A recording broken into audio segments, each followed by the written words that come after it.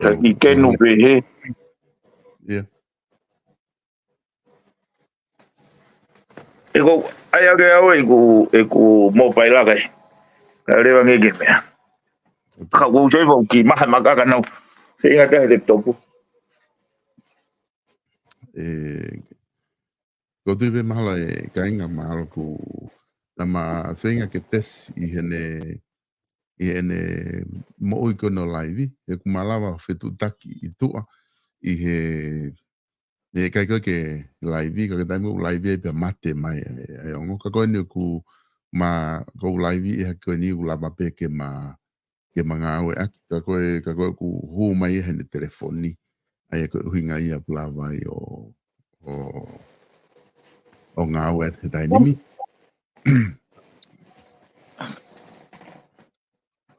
Pipeni koni ko osi i tuhu i tau he live ke ta whenga ke ta hoko atu ai pēa i ka pau ku e lava pepo ka me e lava o ta lere i ai ho telefoni i he toe ngā tukai ni.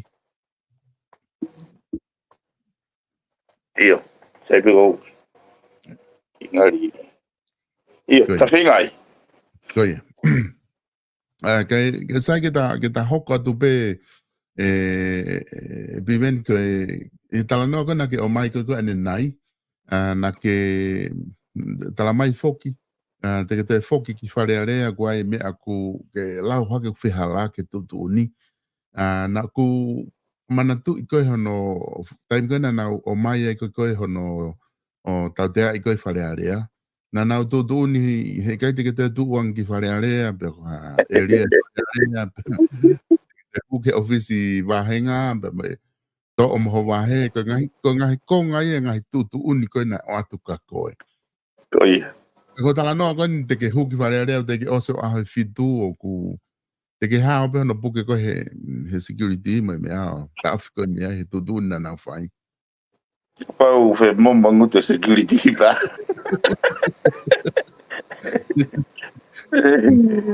Igai o saive ai fe mai no actua mo sea fica actua mai mata vai kau kai fo kia hak pare ma kia pe mo sea i uinga ke e kono moni ko manai la hipe na ufinga fraton holo ai o tai min go tau sia i invisible hand he whakawarea be na whakaukau he na u ko gula ua ki ai e solo he na u e na ko hovare pe au hovare au pitao ka ke na o maha whainga maali ke o whamatala e hovare au he na whotunga e na tutu ni o ku na hange pe na to hanga hi fu o tua o ku na mafia me ko to pe na ko vare au pito pe o vare he mafa tuki ka na to ai lea na fai he na ko na do foka o ku familia ko ta ko tango ko age ki vai a manga ki se niti he ko ni kuturi au ya kana pa ko e ke ma ho aka au pe ko ha o he kuturi ya pa ko ku whakapahalangi ia tupe e kurea. What's wrong with it?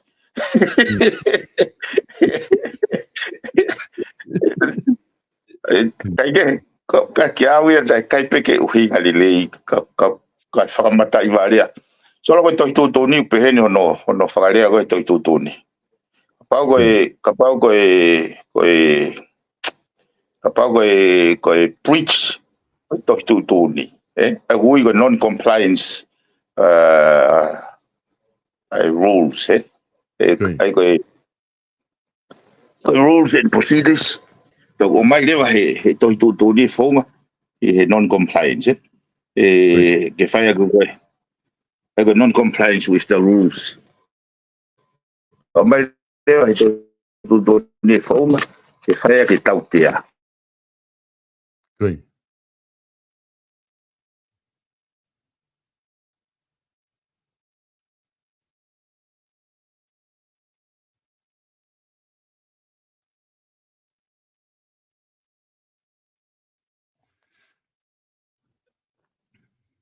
Koe mea koe nei hoko.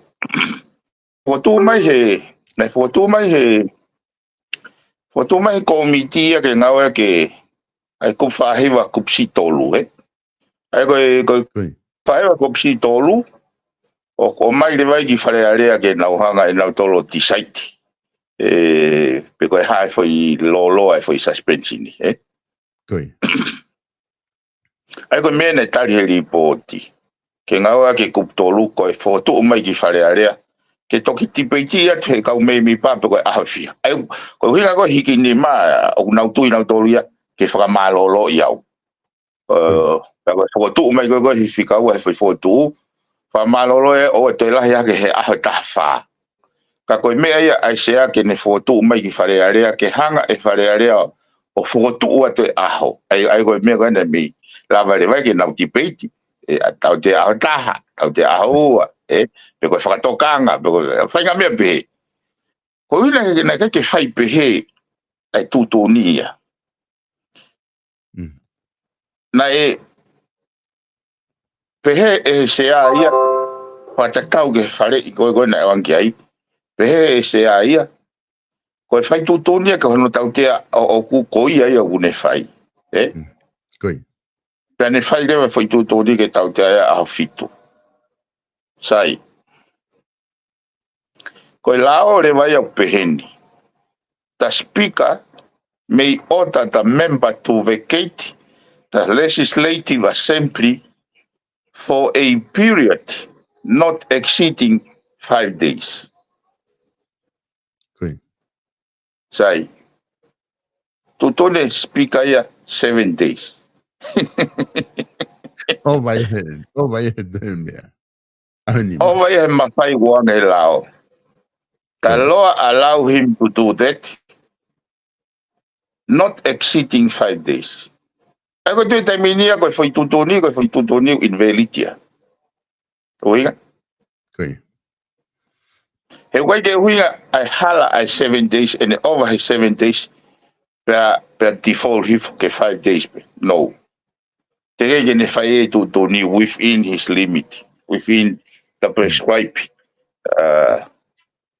instruction me lao, process me lao. Koe, pa koe uhinga ia e solo ko na uhinga e whala vetu. Ngari o pito ai panki mea i ki koe ia o ku kei pai peta tokanga he daimila. He nau mana tui he daimina e whai koe mo talanoa he aho koe ia. Na e mention he sea ai whiwhakau ko ni i whai tutu ni panepe. I he whakatonga o ku talamai koe whare area. I he whapalangi tamai koe sea. Pe koe vice versa ai ango whai mea. Ai nai ni tamai koe whai kupta tau pe ka ni talamai ia. Ai whai mea ke he ua. Mai e koe whare area pa mai me he whai liliu whakatonga mahal po whapalangi koe sea. Pe a leo le whako mo proka. Ai a kone tu ui hatai ni mi mahino mahango whamatala. Koe mawhai koe sea ke ne turi pe whamalolo i hata me whale area. O ape nima pe te si iange ai. Kone ova pe ai. Kone ova ai pa whewhere vai. Ova le vai pa ne fotu mai whale area. Ke hiki ni mai le whale area. Koe. Koe. Ka ki au e so te atu e whakau koe ni. O maha nei hoko penia for a reason ke whatontone o mea koe ni. Ki au o ku hala ke whakakonistu tone whakasistemi. Ka koe mindseti ulu anga maheni penia me he whare area au kohili. Te keke pūlava he kau whare area ia pe moe whare area o whakamahu i ngai pe whakakehe ai ririu nei whahe wana hongfuru. Mandui ko whare area ia nei, ko whare area a koe nei, ko mimi ko toko ua ngofuru e ko whirika atoa pehe tui, whatahagia me kau no pere. Pea maha nei ei bet, ai whainga whakaukau ia ko angatai whakapapa pe, he nei moni be nei whare a hou eike a koe. Na tau taki taha pe tau tōrea pa koe atu pe o koe ke kau nau tōrea ke he kapineti pe koe hatu pe o whakalongolongo a pe penau tiri ai pe kau ai pe tiri ai ko whaingala mai se kau ke ai pe ai ko ai ko ke nau turi ba mahal pe na uinga lele pe a ko ka ko ila a honi ko ke te uinga lele ia ko tutone ko ni sutone ko me mi pa ki fare area fili mai ka kai to la ta ai ko to ta fitu ko ni sutone o tala mai no member is liable for whatever he say in public ana uinga ke fata wa taina ka kerea o kerea ko he ko fare ku area ka ko fainga foto tu o ni me mo eso ko ke kapate o ha ke ko ni sutone ku fitolu he kono moni o kai ke tu ya o lau he ka fa fonga ai lau pe ko mo ko ni sutone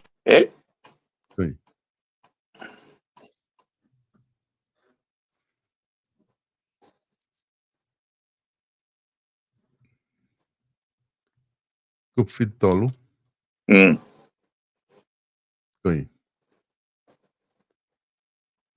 So no lau ene ai kup fitolu tapu ke puke. E ikai ngofua ke puke pe whaka mau I ha whakafofonga o e whare area lolotonga o ku kei whai ai whakataha. Ngata pe I he ene whai ha hia o ku hopo sula pe e ikai ngofua ke whaka io. Ngata pe I hane whai ha hia o ku hopo sula. Uhinga ia e solo ka pau nau tā e au ha taha I tua e lava puke au ia. Ko be intai kapolo o ku lava whaka ilo. He whapalangi.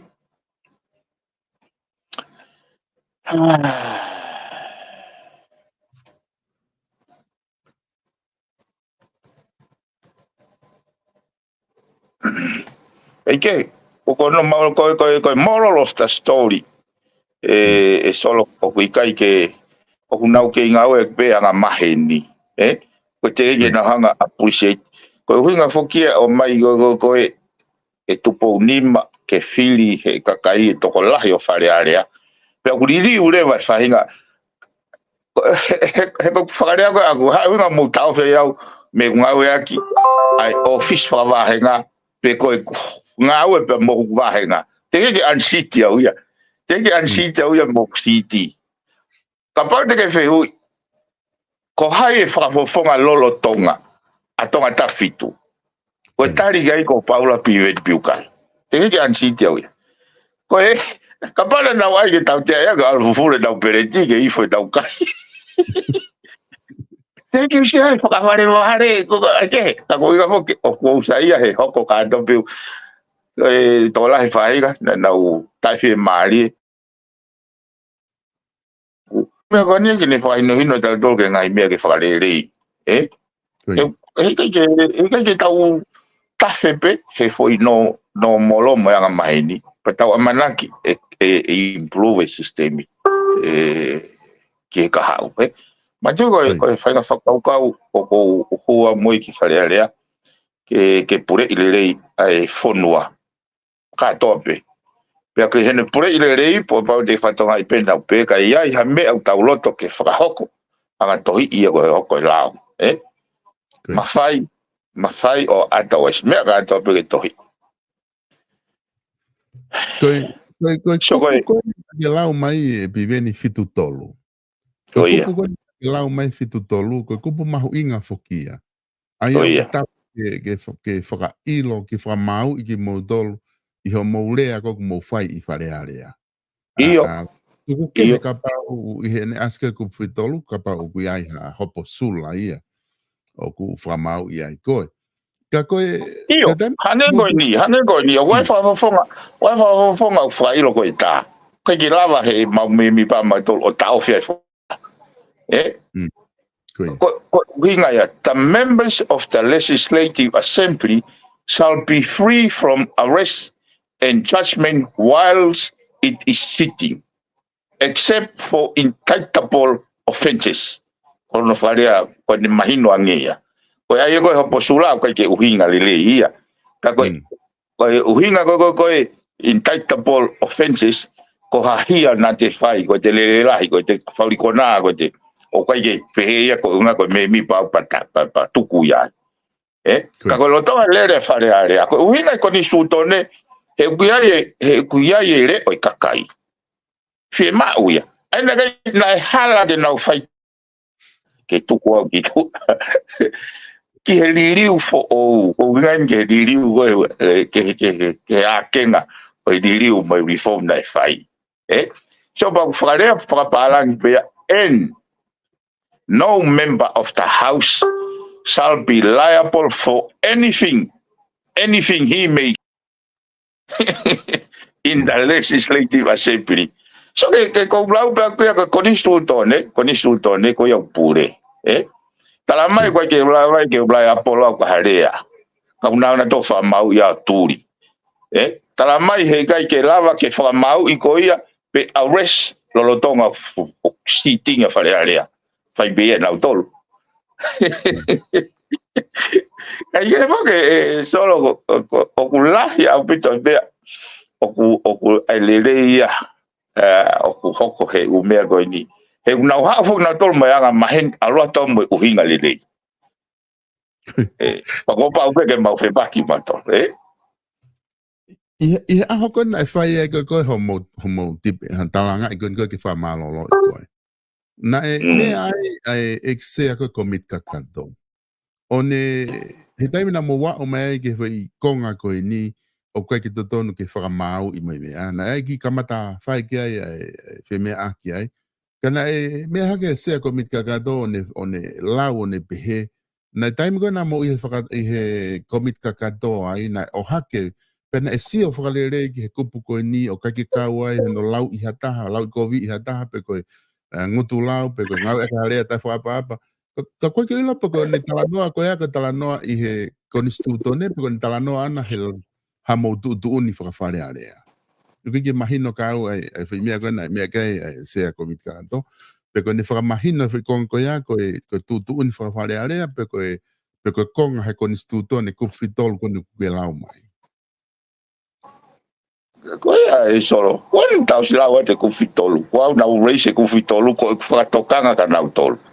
Koe. Na race ya ke whakatokanga whai mo tutu ni ka kutokanga ni ke fitolu whare ku fitolu he kai ke lava ke arrest pe whakamau I hata lolo tonga ure whare area tuku ke he pe ko hahia ai ko whilefa palangi intaitapolo hahia tatikite he polisi ko ai ko wange ko lau ni pena te kai ha pe te hu whakapouri pena te le lahi o intaitapolo ya o kai ta ofi ai foi immunity go ya immunity go ki fare area pe ka was fa mama fai mai ge fra mau I pe arrest he tai mulere fare area ko ha uinga he tai tala no ia ko fare area ko fa fofonga ka was tala mai pe and no member of the house shall be liable for anything he may say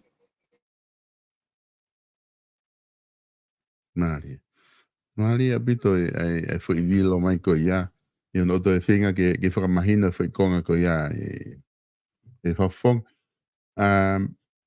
pea na hanga fo ke to taha mention mai ai foi fehu ia I he taha ia ngai fehu na pick up mai ke o atu ka koe to na ko ni ko FATUFONUA nane o mai fehu I ko foi ko ene fitu o kui kai ke ia ha fa fofonga ia o tongata fitu I he whare area o ku wawa nai ai sea ko ia pe o ku vacate ai sea ko o tongata fitu I whare area he foi fitu ko ni wha malolo ia koe. ne ki motu mai sol I te ki koe na e fehu I whelave I mo talanoa ko ni kuke o mai FATUFONUA na ne o mai fehu ko ia he ta program ko o si o pehe ko foi ko ne fitu ko ni o koe ki whakafofonga tongata fitu I whare area oku wawa nai be ku vacate nai ai foi sea ko ia I foi fitu be oku like I say ai kai ke whakonistutone kai ke he na nofo foki he rules he whakaukau motu a te kei ke whai goine ai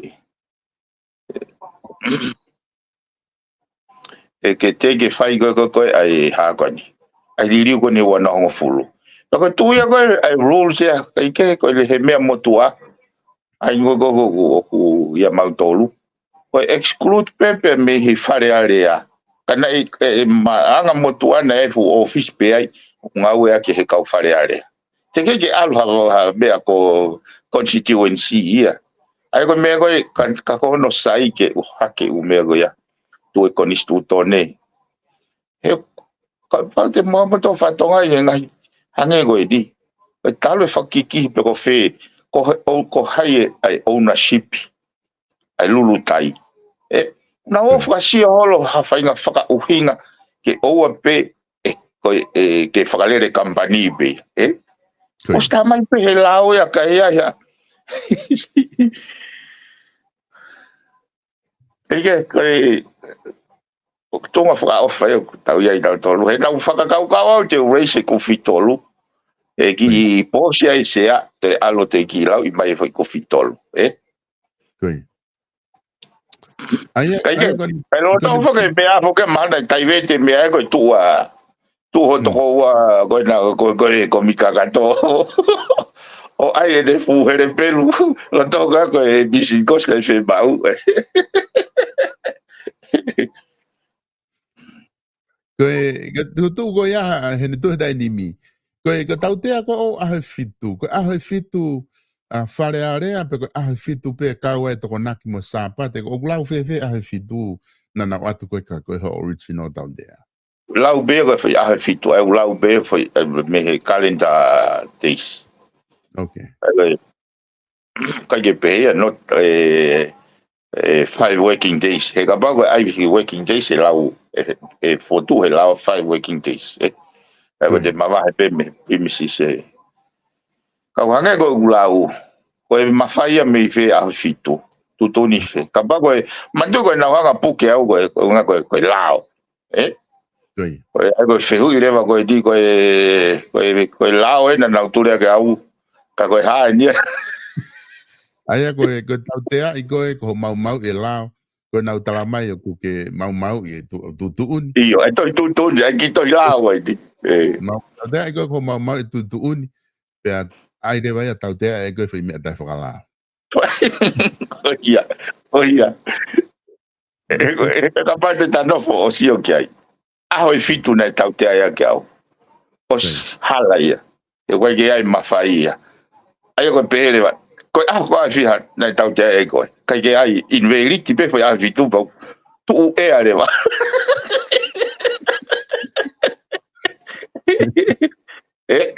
tala mai ane ko ai ka ko solo pe ko ku yo pe tala mai ane ka pau in veriti a vitu te ke tala mai le ka ko a fiha na turia ya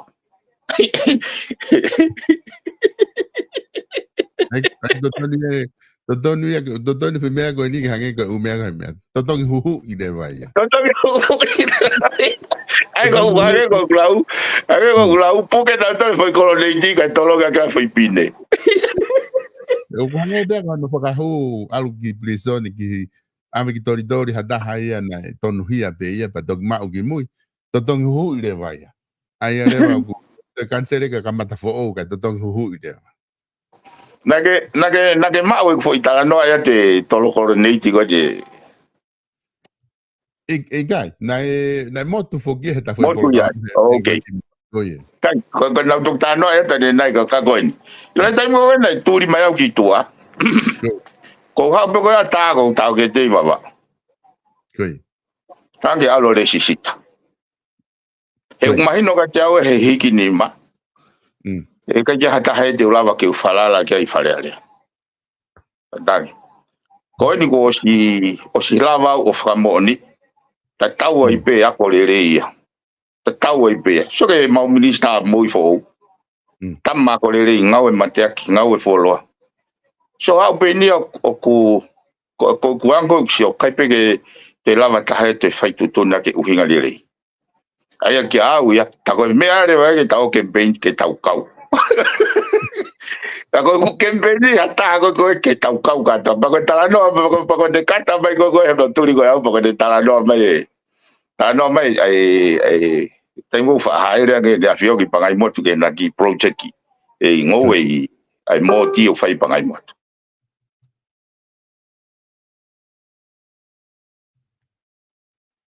kai mo na ke so ti ai pana na go ako tau go ako ni go tolo koloniti pa fa pa mau pe he instructor pe o ke ni mahema pe o ke ni mamata e taimi go angi mai ai ke mahino o ni mago ke anga yaki ai ko fainga go matau ko pau ke puke he taha go ya ai foi koloniti aki hono matau ta fainga go he ma pau ke nau puke ai foi koloniti aki hono hema he ko neangi mai pe ko so tia ke fusi e foi pine ai ko fusi pe foi pine ba angi hoko mai tolo ai ka pau ke ni matau tolo wanga ko fana tula pe tolo ya aki hono ni mangai Mas me agora fai para área go aho. Porque na autoria ai foi coloniti he ni mago ka ke angai. Pa na fusia que na autoria ai foi pine a que ni mago angai. Pa tolong e foi pine, tolong a que au e foi pine ka na fuke na to foi coloniti.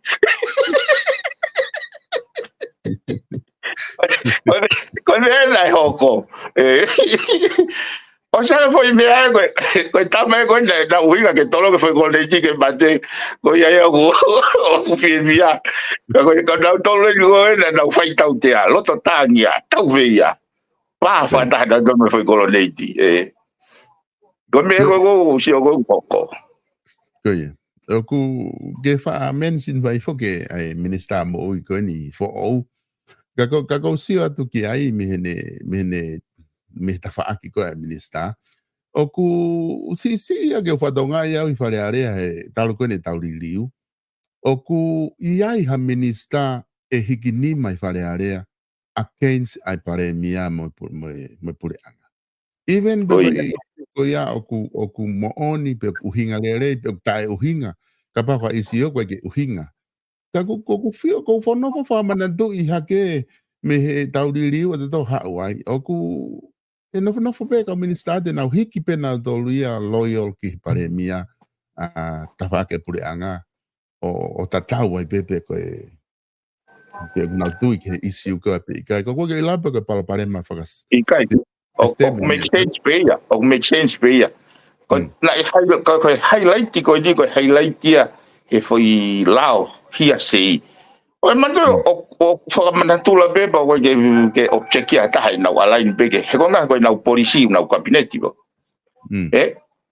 Porque o fai tudo dia pete que langa waf pete que kai ko issue ya que pete foi issue go dia solo ko hinga go pe he na ku pe a uia o neo ka to pe me ka ke tataki pe ata mai le me ko fai tudo he na ko fakau kau na e unga e ku fra mama que foi lá hia sei e ki imagino ka au he takai mai ko i fare hopo mo to race ai me ui ko standard criminal standard o ku plubion vision port out ai ko plubion vision port out pau ke fra mo ni o ova he pesete hiwa noa ka te toki lava o kai te aha vei ua na ka hape lau maari ko ya sol ta pela o mari ko ya ke oua ya fainga mari pe fakasisi ai fainga mari ke tauhanga yo o fai ha fe hala ki pe alo tonu ya nga bopula ko foi la mari na hanga o pehena na ne tokanga ai ko hiki ni mai ko me ke he ka ki hanga fu fa tokanga ai mahu inga go ke te ngawa ki fakau pe hanga rewa pehe o mala ia la heange fonua he taimi o ku ha o ta he taimi o ku nga popula I tonu ya ha halaia he ko halaia o boda ile tamata fai hia ta ka be ka ba hawi fa mawanga u mai be ha fenga feitu be ai tanga ta halaia ka ko tanga ta tonu hia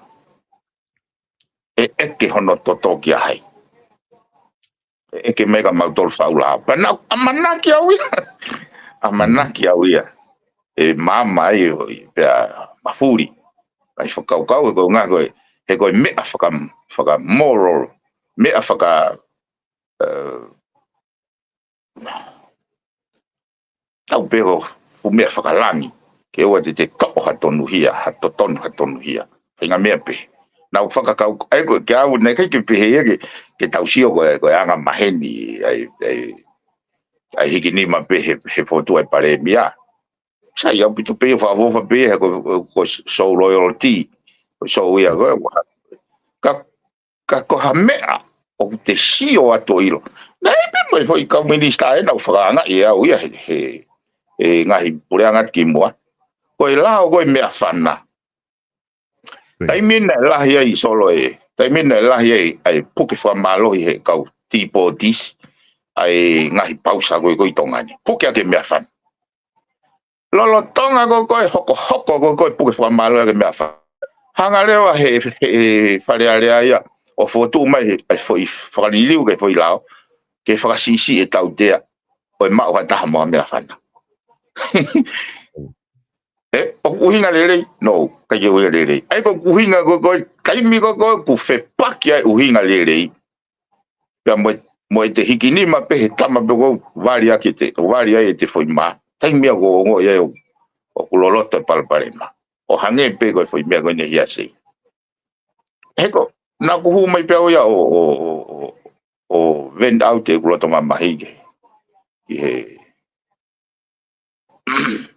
he minister mo Koe, oku ai ta haini ko mos ati ku ne hanga o whatontonu mai konga kona ku talatu koe mahana tike kia ha minister pe he ne tala mai ko aisake ke taimina minister pa angai na kai ke hikini ma he I wharearea o popo ke a Chris he maka isiu nai hoko ai. Kai ke koe me aia ku loto ke ko loto ke hanga o talano ke taimina na mo talano ke foi lao ko ia he lotong ko ne tai ai. Nai mo foi fotu e ua me he ka whafonga kakai a fotu tana ke whahoko ke ngā ue he kupu ou pe he rewa ulaki hanga he whakamau o ngā ue aki me ia o hauai ki hai I he foi madai whika ngai kupu ko ia paka ai kai ke toki lava ai o whawhia maari ke foi hopo par toki ala rewa ka ou e taimi kona na whanonga atu koe ki ai ko talanoa pe he taimi na whanonga he konga koe ni na mau ate ku whanonga ki ai na kusi o ku kai ke loko a whawhepaki me pure anga na hangena e whakaukau ni e ki make sense ange wha imea neonga he kai ke ne lawa o ai kakata wha imea na mowhia mau kai ki make sense ange ia o ki ai ki pare tu ai ke wha mau ke ne ki o ai whi kesi kotoa peke na wala ka o ka lua ngāwe ake mea o lere mai ai o hi whakatu whakono wā ia ke aia o pe he koe whai hia ke wha mooni ke whai hia na o se hanga behe he bare mia ia pe mo kau minista o whawhepaki ake uhinga whewhe ka pau koe wha mooni ia ko tātonu hia ia koe ka whai hia aina e mau whanonga atu o koe ke utanoa pe tonu pe halaka ko mau whanonga atu koe me na me convince pure anga I he foi fotu koe pe ko foi fotu koe kana e foki ho fotu o ko ha ko uhinga atu ko hana na ke foki a fotu na me mata na ne me convince e pure anga ke tari foi me ko ia me alu pe me na wai ko ia ko initial positions ke o tari foi lá na uhinga e fotu o ko xio ko na tari foi lá Pena ki hanga na ki whakahindi mai a hiki mai e sea ko mi kakatoga mautolu. Pau ko winga withdraw kai trope ai foi lao. Kai trope foi lao. He ka pau ai foi mono. Tena ai whakaukau tari kai ke ai pehe a se ia. Ai nei pehe. Nei ki ka mosi mai a uia malohi pe ke tuki ke tuki foi lao. Kai ki awe na kai ke winga pe na winga pe ke mitigate ka na kai ke tui ko winga pe ke mitigate ke lava ke to yai pe haki foi kusin he haki foi kusin ka ko to tangu ko whakakau whakalelei atu e to e neongo pe mea ka ke iai pe ke tuanga pe ke these questions he kono moni e solo te utarate au ia o si au pito research ia e ka faula mai ki whare area me pureanga ki ngahi whonua ke he pe uhinga lelei he ko taimai na toki fo ia i go hono toki fo ia i go hono tipeti pau te haure wā te whekumi ke ngai whonua ke he. O kui kai pe ke aha whonua ia te nau tari to ofua pe ai hia sei. Wai ngai whonua nau tari hia sei under conditions. E ke iai pe mechanism ke oua pe hange wha mauha o tua. Ai nei to iai pe conditions ke tokoni ka pau kai ke fall in ia he kai ke tari fo hia sei ko ia. Ai na pe he kau whakatumutumu pe kai ke ao ke ai whekume kau whaulao. He koe he nako stafulu iau ai kau whaulao me he komiti lao. Ai koe o mai koe me he ngahi potungau e pureanga. He kau aki mo ngahi lao o mai. Pana mau tui taha o ku matai varea, fofonga varea wharea rea. He taimi koe ke whaile ia he kau ngau e. Au nauhanga, matu koe lao initiate mai me ngahi potungau e.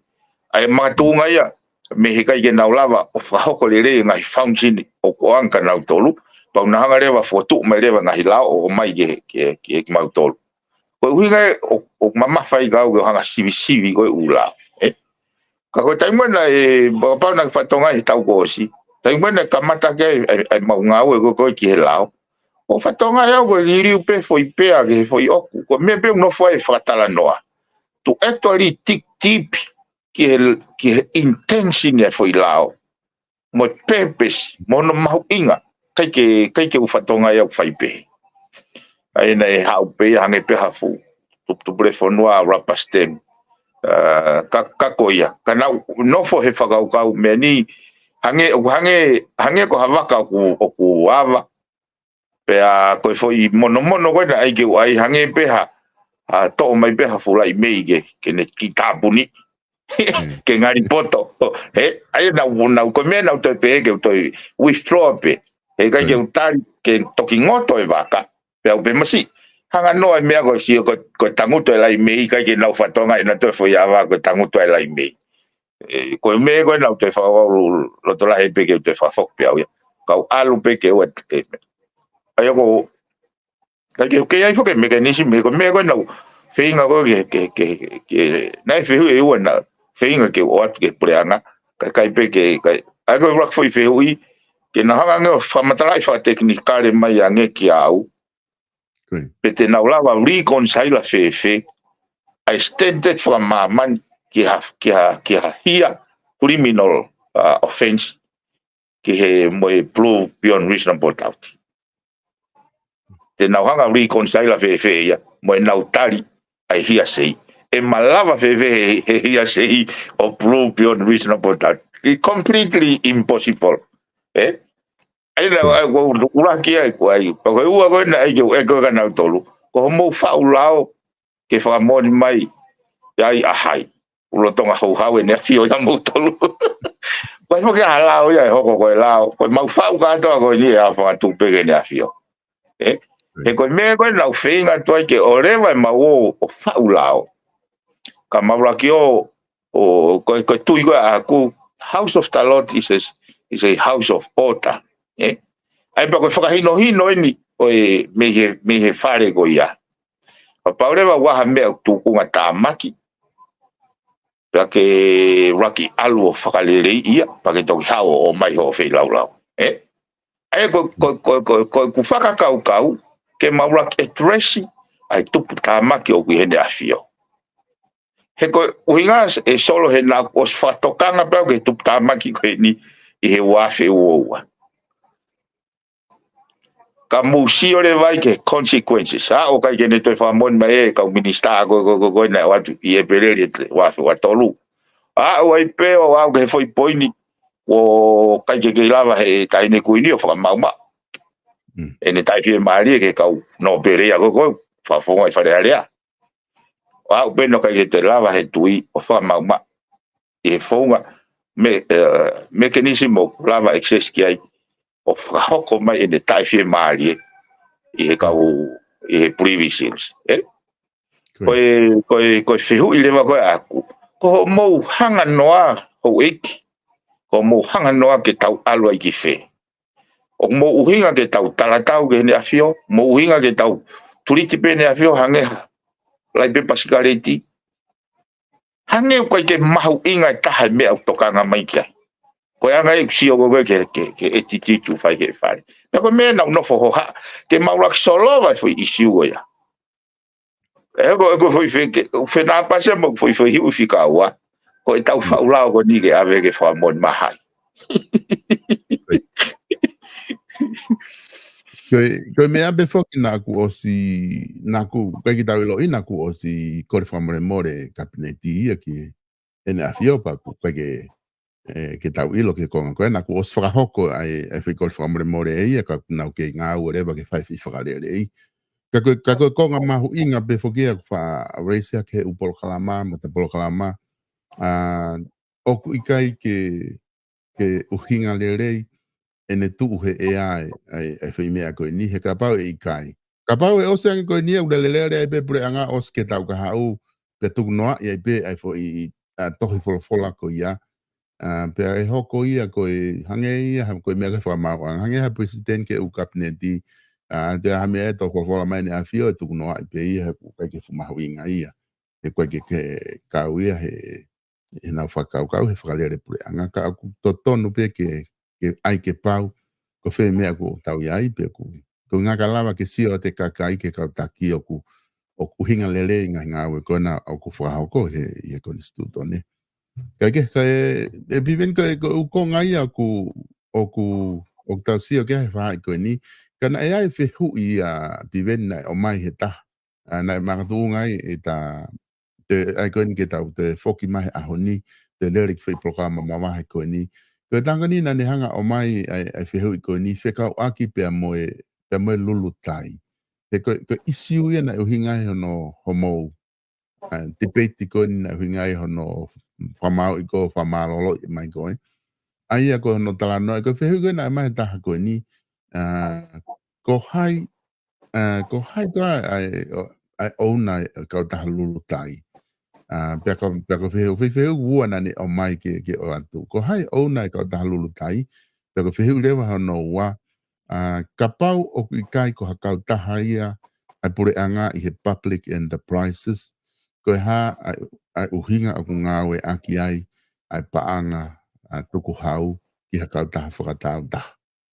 Ai ko whihu ia nai o mai he taha ko ni kolo whakatau, ai nani kore mai ke, na tohi mā kore mai, ke o atu mua ke te koe ke to ki whakama mahino mai ange he koe konga ne isiu koe na mautanga noa ai.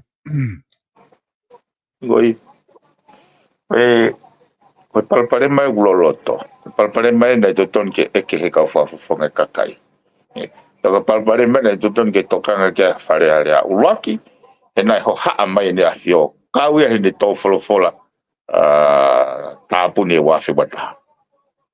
E ne ho haa, he mea koe.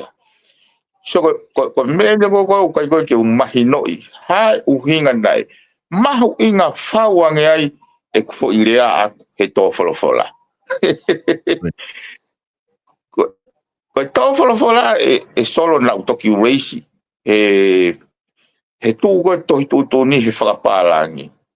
Unehanga o mai e clarity o hui ko implementations of his message. Good. Pea tohi i le wai ai kuo pau ke whakahoko e wharearea ai wholofola whekau me he taloni a ke tūku i ngata o nau poto, nau iwi, mea katoa, pau. Sio? Ko haa ko mene kamatai e whakamalanga ke issue on me airline. O ka uhinga whoke o hake ai lao mo toi tūtuni o kune tūtuni he nai tō wholofola mai ne a whio. O e pisinisi. Ko o kui kai ko e pure anga ke nau pisinisi. o te ala te pore anga to o mai business o wharerea he toa tauta. Aia ki au nā kuhanga o hake issue, ko tō wholofola e ne a whioko e tutu ni e tau lao ke tau hanga implement. Ka ko au ge aho ko ia na mautala noa e aho fitu ko au kosi, te rei ke implementia. Pe ko hinga e kuhoha. Pe ko kuhoha he taim ko ia he na o stufa mai report e atita, ko o si whakamore he pure anga ai taha 12.5. Taha 12.5 miliona. Kana o si whanongo a uia he taloa o toi whakatau ai waka. So ko tok whanongo pe uia ai. Whakapuna koe nai toki tutuni i he sea ke o mai ange ai whakamoni koe ki ai. Pea o mai rewa he aha taha whaa au kosi, ai tohi me he CEO ko o stotongi osi e wakapuna fo ou. Whiunga pea moe ono, poini ua 5 miliona. Pea toi whakamore e asereria, ai taha poini ua miliona ke vari aki mo maintenance a ke waka. Pea koe ekat pe koe waka fo ou, kai toi vari, tala mai koe vari pe ke lanu lulu tai. O koe waka fo ou ngahi peia, ka koe foi vari koe ke lanu lulu tai, pa avea o vari asereria. Kai ke, koe poini koe uhinga koe whehu I, ai koe nau pehatu. Ke mō mai o whakotu, solo te peke wanga ilo, koe toki malolo koe a pule lulu, o hao whako o mai ki ripoti koe komiti, la ko hanga hoko e kurea. Mantu na lotonga pe kurea, tu se pare mia whatondon, rea mai sea, ka koe hoko koe e kurea, kai ke pehe ke toi repeatia. Ko to pe foi kupuirea he foi taimo to pe ko urea e whakahoko. Pea kono whakahoko na o atu e solo. Ai koe whakarea na pehe. Te rawa ai hake solo iki foi. Okay.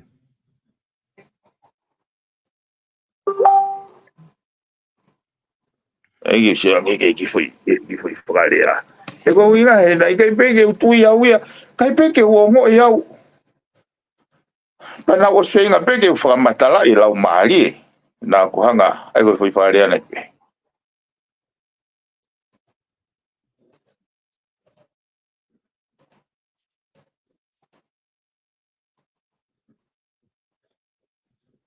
Koe whakarea ni ai koe.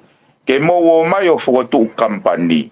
Koe kawha koe whinga tuau, koe lao koe public enterprise. Kupu ono koe lao koe public enterprise o wharea pehea.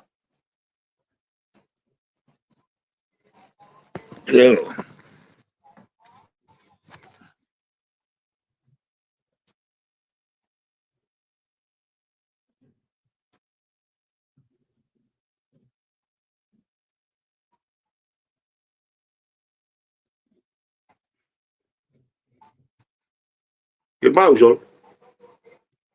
Koe ni ko hanga o kumi ko hanga o hulu I atu ni. Koe. So kono whakarea ni he kono mo ni ko. Kai ke hanga I loi pe koe hai huinga. Ai nau tohi lao ka kai ke. Ke ai ke kapau. So kono whakarea ni koe. He la vei mo lao ki ngai kautaha. Tau pehe ni rewa ono whakarea koe he kupu ono. Ka pau o iai hapisinisi ai pure anga. Koe. Kuo re sisita he lao ki ngahi kautaha. Kuo pau ke ngawe aki ai ngahi kupu koe lao ni. Ai koe whakarea ia. Koe pisinisi koe ni koe pisinisi ahai. Pisinisi ai pure anga. Kau whotu ihe ha. Whotu he company eki. Ai aki koe kone Pagono whakarea rewa koe he foi lao pe. Kuo pau ke ngawe aki rewa ai ngahi kupu oe lao ni. Kai ke tala mai ia pe ku. Ai koe kuhinga koe whatonea koe aku. Ka pau oku iai ha pisinisi ai pure anga. Ai koe kuhinga eke. Koe pisinisi en ahai. Whakakikihi mai nau tolu. Kai ko ha public enterprise. Koe company. Pakoe ku whakarea nai pehe. ke mo mai o ai company ko hai ownership ai ko whenga ke ai ange pe una ulava tari mai u fehu i ko ia ka pana ke hanga whakatoa ngai he mea koni le me koni nai o ke fehu i ko ia kia Samiu ko company en pure anga po company tau han po kau ta pure anga ko tari ga Samiu kau ta tonga ai au from my so they have no regards ka pange ko te tano pe e alo fo kau ai pa pe atu lewa ko kolo ape ho kui o ku ke fai te liha kia ko koloa ai fonua o wa no la ai ko hoko le le pe ko anga fo area pe pe atu lewa alu o ai ha company aki ha sili o kui kai do sili tu ha e kai si ko foi le ai tala mai le na tolu kai fa apa e kurea kana ku palo Mexico ku wahenga ko huki fare ke pure ilere na tu hau sai ai ko tau pe so to ya ke fu rof u take te tu hau ko lo sia tau mo fu here pelo ai he foi tua kai la na to e ke tai fa apa ke fu rof ma lie ko e fa tonu le ai fo do animas kai pe ko wa pe ga kai pe ko solo wai pe fai ga la mai si ko mo ni ko dai ki ko ha ho le o ko ha ho ku le o ki he situation yo ko fonwa so ke me ko ni ne te ke fa te ke o mai wa ka puna ai te ke hoko ha exitenia hoko ko ni u exiteni ko ni ti le ka hi folau go ka kai go na ai ke na folau he waka kai ke toka mai ka ta hae ke na no foanga pe ha me fa kana tolu ke toi bri puka so ke ko me na fenga ke ta ofi to avoid ai mai ai ka kai mafasia ka kai so a wene at foi mafasia ka u pase ko na to tonga na tikite foki ki nendi de arrivo me nendi ki baba he fa amore hai ko palparema ko palparema he ngawe hai ngawe lo lutai ka ko ne pay cost pay a ka go ta innocent ai ka kai go hinga mau ki fare ke malu e na totono so ke pa ospa fa ta fu ga puna amana ke ka kai ke va puna te ne sevi ko ga ne fa ta wa ke price va puna fo te ke lava mai na ta ha go tu e va kai tu ya me wi ke wa kai fenga i mai o fa moi ho le foi konga na feunga me ni makilo ai konga pa puna tok fai ka i mai kai te pe ke he ka ki waka fai ka i mai ki waka solo he ka go ka pase se na mai mi Amerika foi molu e ta he ki sea foi molu e ta na ma no ki karia na te ya ko bu fe wire wa o mo pe o ku fata poto pe mo pe te ka ke ile fa pa pe fa to ka tu premia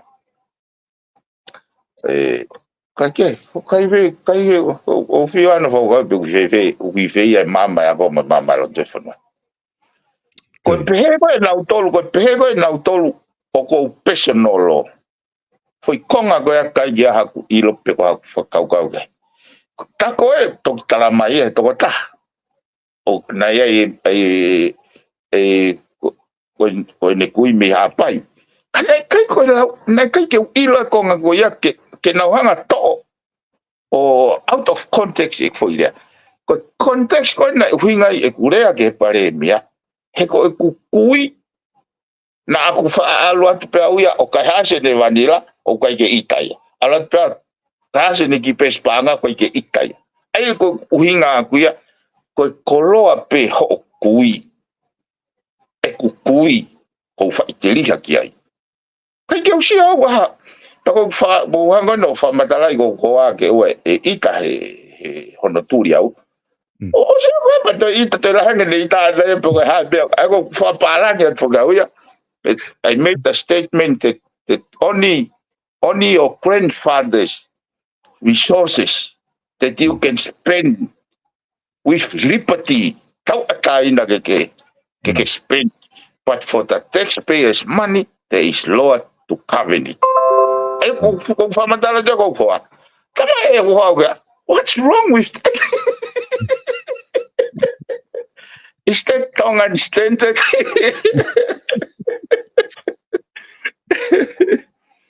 Kata repete lima kiseni te foi mali foi faton lea.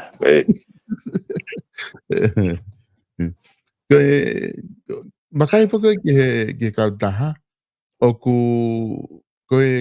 shareholder fuki kautaha lulutai na taha pe ko pureanga ka ko ti mahalo he tainim ka pa te check ai office ko ku na to nga ko ule sisita mana na ku kau mi ai mo retirement fund ko na fa pa anga fa tau va puna me ko ya ko kautare kita to ko fa i he kautaha asiai ko pare mia ko minister pa anga ko minister moi pia moi to kon pare mia ai na hu pe kiloto o tare kita ko fe ko ngani ko fa to ngai he ku si ko ke resisita ko kautare kita ka to ko ke na shareholder o ko ke kautare kita pe i kai ke shareholder ai ko e ke ato aku ya ko time go te tare kita i kai ke te shareholder o ko ke ma o te monu ia fa paanga kita i he ka ta halulu tai pe ko na wat pe na tolo pure i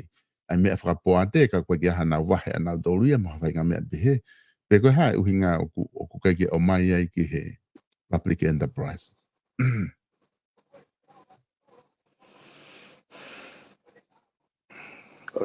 Tunga fa afa tau ai tata.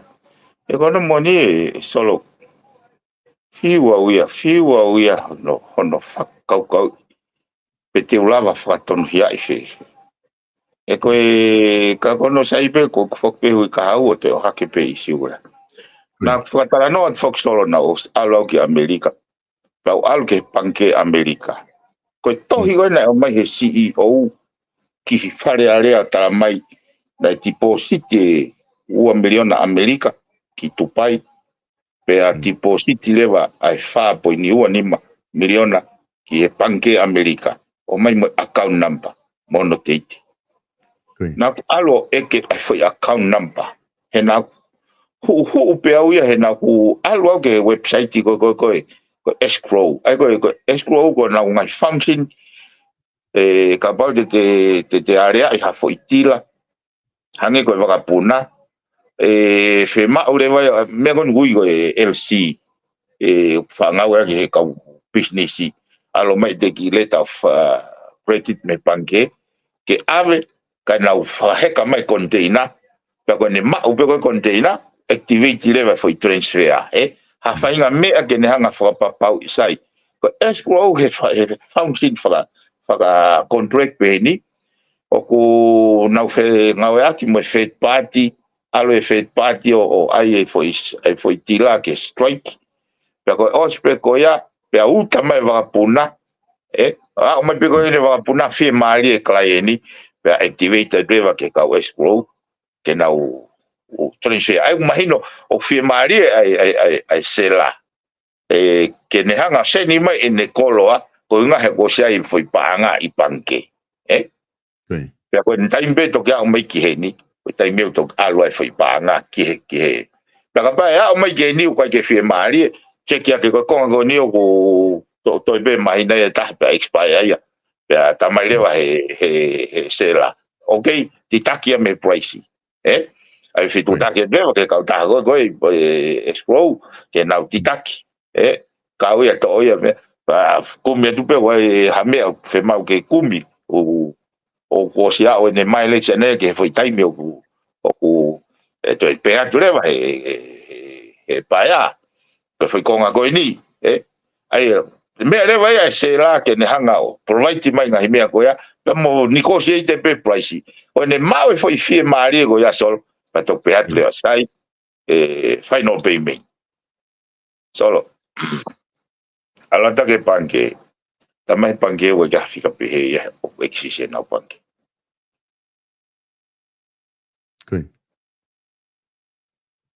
pena i kai pe ke tala no mai ai pureanga ia o tala mai ko silini o tipo city America o mai waka ke tau si o kai ko ne to pe to ka tala mai be na dole o sto tong osia ta ko rocky mau ben fatongi ai sela ke na wana to so si mai ai party mo THL mai rocky mau ben tau le ka to pa ben ia fa moi holo he ka pase se tonga ko kore holo o kai ke usio ko hafonga fa poto ya ke whakalele aki.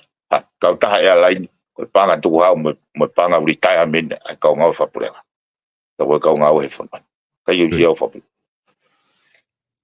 Bigeni ko tui mahalo o ku whaafofai ka venga ko nihe koina te ke te whokpiki whare area o whehu i ke ko mea peku whe ilo kakaia ki ai pe ko haiku ne ouna ai kau taha mai ngai whehu i kona kuna o atu ko hao kai ke pai mo ave ai ki public enterprise kau taha ko ia. Ka koe kau ki o atu mua pivene ki whehu i mahape e ua pe e tolu o mai na e tau mai me ta proklama ku o si ko ngā ke whaause ake ta proklama ko whangi whehu i ki pe ia wabe pe hono tari o nei koe whehu i Elisa na ne tala mai ke whehu i atu ange pe o ku kei whakalao ai kei hoko atu ai minista ki muri i whare area hoko atu e ne wahe me he panga tuku hau ngai whefolao aki ki muri i he taimi ko ni lotong ko ia ku o sihanga e hene a fio o to'o ene hanga consent ko ki hoko minista ai i he taimi tatau ko na wakai hi fo ia ki ngahi o ngongo u kau taha ngongo i murini ngai ka halalahi na nau whakalea ko ki he issue ko ia na hona tolo kamata ke whairea pehe the former minister of Foreign Affairs. Tonga, former Minister of Foreign Affairs. Patok elewa ko fikita uto kamanu peu. Te ak futu te sia whakalere ke ulu i ongongo. Aia ku os whakamatala na doruia ko tuunga ko kuiai o si uia ko former minister ka kei pe whanau ake lo kei mea lo pe minister hengahi whakataha whakapureanga whanua ka ku o si uia na do ko former Minister of Foreign Affairs. Ka ko whihu ia Elisa pe ku kei whaka lao pe ene kei hoko atu. Io. Oku kai whoki a foi process whaka lao. Anga hono reverse pe withdraw consent. Kai ke tohi ia. Kau kai ko issue e nia ke whehu ia whaka lao. Kau e mea koe nau pehe ka tai whapoto e kapneti he o mai he ne awhio ai mea mokoi ki ai ka nau eke pa koe wharea koe mea na nau seek legal advice. It is nothing to do with legal advice. Koe whoki mea koe ni solo ka whoki pea uia ki he fuakawa. Na kurea ki whoki fuakawa. Koe fuakawa ia talango fuakakato. Koe foi mea ia nofo ai. Ka koe ui whako tai mahino ki he kabineti ai konistu tone. Pe mana was lave ke mea koni ka te lave i pe. I he tū koe ki mua konistu tone nai koe kupu tolu taha he taimini nai kupu tolu noa ia he tū koe ki mua he liwe wana hongo fulu. Koe kupu tolu noa koe he taimini koe ia nai kupu tolu taha. Tena e whiunga pe mo anga alaini oi mawhai. So kai foi mafuri ko ne taimini, ko mafuri pe au toton ke o mea pe au toton ke tau tala noa i mea au tohii he konistu tone. Tukuange ngahi mea na ko anga e na whakuhinga e na whai diriu ke pe he ko mea e ke ngā wei. Ko mea koe o tohi ko ni stonde peheni. Ange kupto no asolo ke lau I mayange. E kono inga o mea ko mahu inga ia ke tau fononga pe mo mama. Koi. E ke kupto no a foki o ku pehe hana wharea. Koe anga o pure anga.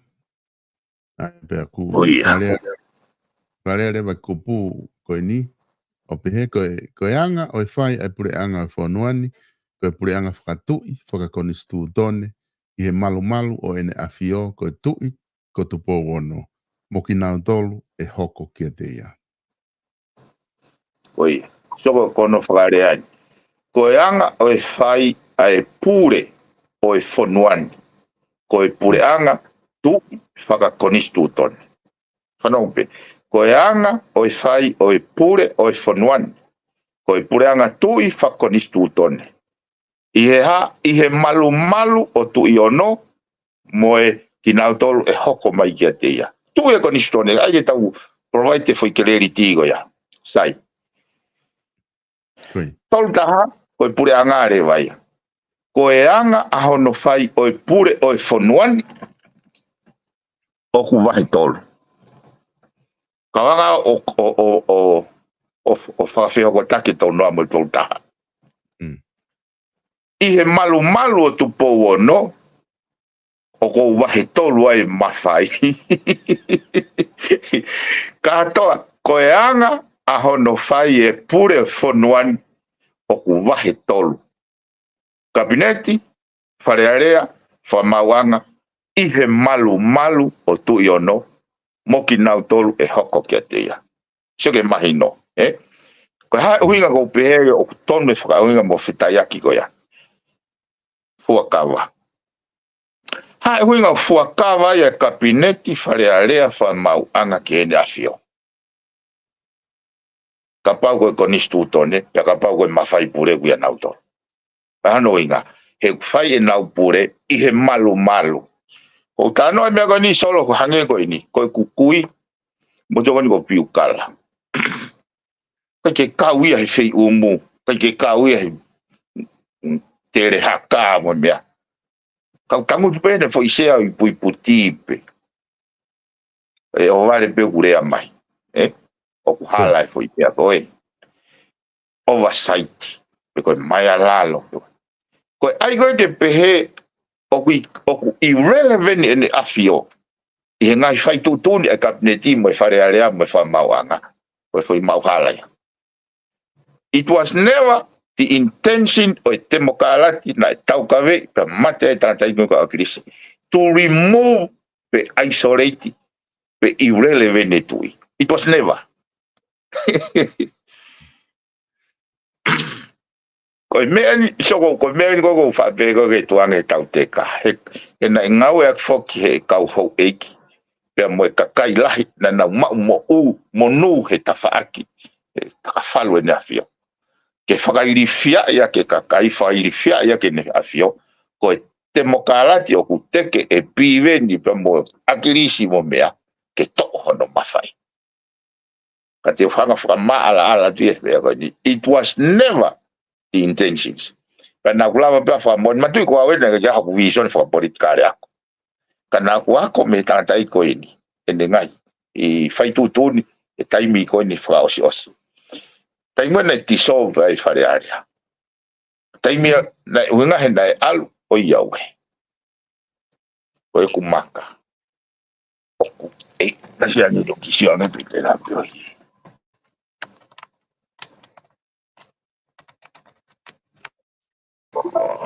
Te monuia me.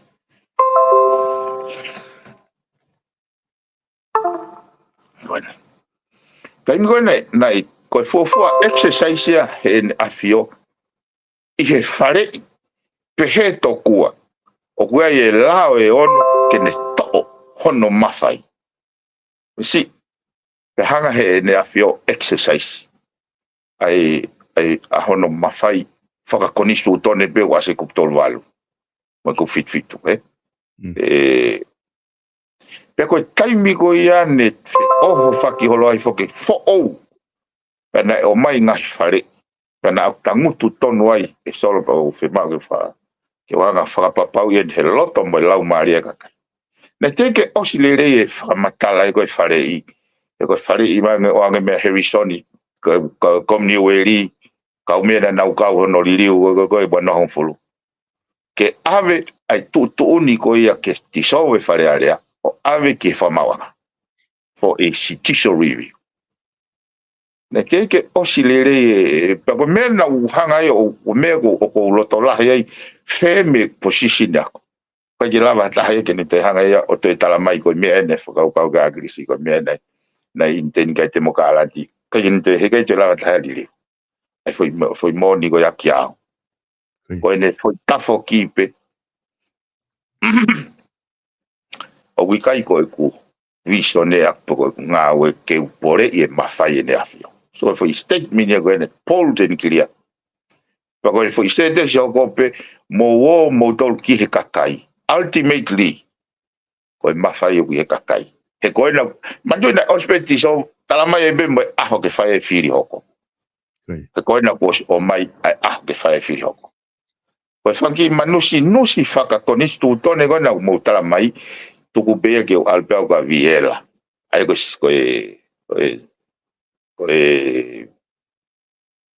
ha Lord ha Chaplain ko ai tai tuunga ko viela. Tu bea ke o alpeo ka viela ke matala noa ke alpeo fa ho ke nafio. Ka mo toke. So ko foi me api. Ai ke au ka pau na e ha whainga whakau evil if moment go no ko tui pa po ke. I'm not going to waste my time here. Ko kama politikari au ya. Sai. Ko reconfirm pe ka au foi me ko ni henda ia foi. Te game ko ki kamata time si ha ke pe ai osi ko fili ko ai hono tiso we fare area. Wai ki fe mama ya ke minister policy mo minister defense. Kako ko fili e akilisi e minister defense. Kako fili he kakai e minister policy. Na alure wa whakatala noa ia ke let go e ne fili. Kai no fuma mo fili e kakai. Kana amere wa tohi ke ne afio ke revoke ai whanofo gogo o maafu ki e minister. Kono uhinga pe, ko uhinga he kua ai palpare mai ai.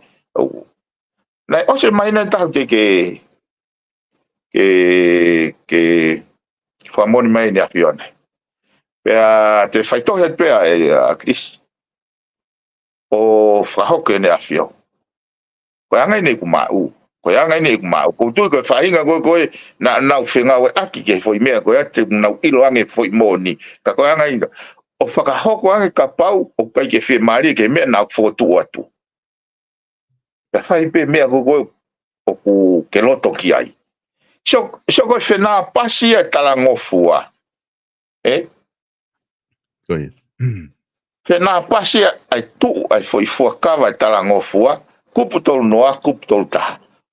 Osi mea i le rei pe a kilisi. Koe ngahi mawhai koe no exercise. Te nau whai pe e malu pe koe. Oversight e tui. Nei kai au pitu pa koe kongai ni. Tai mahino koe nei osi koe foi mea koe pa koe mawhakatala noa ki ai. Ki isiu koe whipaki pe moe tui. Koe lea nei na koe foi tok taimia nau tok sio i ke tandai koe ni nei toho no loi mata. Tuke ka pau tangi ha mea kehe i hao ngahi whitu kehe. But the first time nau ko hanga whatoanga he ko hanga koe ne pehe ke ilo mai he ne asio. Ke ilo mai he ne asio. Koe lahi kaha i konga ene moui. Ke fatu ha sistem ke malu pe tolonga pe tuloa e hatui. He koe ne whakarea, he koe hatui o kune o mai e whakailonga sign of peace and unity. Nei kai ke ulawa si o ke foi dimension koe at that time. Nei kai ke ulawa si o ke. Koe ilo mea kon hoko koe aoni. Hau he mahi no sol. E solo seo ka ke sio whakauau koe ni. Ka pau rewa te tau turite ne a fio hange halai pe pasikareti. O kuikai ko hasino ia ke tau whakateki. Ke mea moko i gano roto. Tuku kehe, mea kehe solo ka pau. Tene whaiha tutuni o mau ai ko nistutone. Pe ala la vea e ka kaifonua. That is different dimension. Pea koe dimension ia na kuhanga reisi. He taimi na huai ki wharearea whekau aku moi fuakawa. He na akurea o pehe, koe fuakawa au totonia ke peheni. Teu tauhi, ai konisu tone ke maanion. Pea teu awe ku whaka apa tau potu taha. Ki hende awhio ko tui totono tau. Koe anga ia ku whakau. Koe anga ia ku whakau, it will provide for space ke lava o advice le tui. Ka pau o ku ke ilo atu. Koe foi tutone o leo mai. E tō ai whanua ka whatutamaki. Koe mea na i nofo roto mo katamai. Pena mahu inga kau he nau mahino e kuptol noa mo kuptol taha. Pena mahu inga clever ai foi fuakawa. He koe kupu walu au ne o stala mai hanga ton bea solo koe. Koe konisu tone. Koe konisu tone. Koe supreme lawyer of the country. Pea koe fuakawa rewa koe ne afio. Koe puranga whatui whakonisu tone. Fuakawa rewa ne afio. Te uwhai e kupure. Whakatatau pe ki he ngahi mawhai o tohi e konisu tone. Koe ngahi tutuni whakawhamau a ngā. O kui kai ke iai ha mawhai whakarewerewa e ne afio. Ka koia pe o whakatahe konisu tone. O kulau whake whahinga pehe ko pehe koe ukai ke whakarewerewa e ne afio ko whihia ke ne afio. Hala au pito e solo. Koe uhi ngā he ko sihova pe taho whakarewerewa ne pure. Ka toa tau tolu i he lalo langi lalo mamani. O kui ai pe lao ke ne tataki e tau wharo pure. O kou whakamea pango ia he kakai ako. Whakamea pango ia he kakai ako, kakai mama. O kunau kei o mai o teke whainga whakapouri goia. Ke kei mau hala e kakai whanua. Tau te whito ke hene awhio. He koe lotu o whai he ngai kau whai whekau he moi katoa pe. Ke oua e taki mua kita ki ha whakatau ere. Pea whahauwhi kita me kovi. Koe whakatau ere ni ai pe atu he o awhio o kui ai ho mawhai whakarewerewa o kui kai tohia i ha whainga pepa. Koe nau koe tauhanga e taki. Ka ke sio koko ke smart yange ni awhio ono hentola keskoe. Kai peke ne hanga ia tala mai ha mea ke whai. Koe ne hanga peo express mai koe ku confident ia ki moua o ngō minista. Kai ke toi ia. I lost it. E hene pehe o kou withdraw e au a e ku uraki mokoi ki mua. Withdraw ia. Tala mai pe, this is what he is doing. I withdraw because I lost confidence. Sai. I he foi position ko ia. Ta whoki rewa pure anga o rewa pure anga ia o seek legal advice. Ko whehui, was it necessary? He koe pe mai pe. E onga minista, ko more e ku whalala. Pea kou withdraw, whakawhoki au e ku mokoi kia ki moua na o ati ki mua. Kai ne tala mai ea, koe mea ke mo whai. Tala mai pe ne awhio mea i hono loto. Koe mea ne toton ke kiki ini koe i he atamai mo loto ai kabineti. O kui whē tau royalty. O kui whē e tau talango fua. So koe accident ne toton ke whai he pare mia rewa. Ka pau nana wifea na toke kupuni matolu. E toki hifo i minista. Aki ha whokotu watu he pare mia. Aia koe mene toton ke nau whai. Aia pe sai.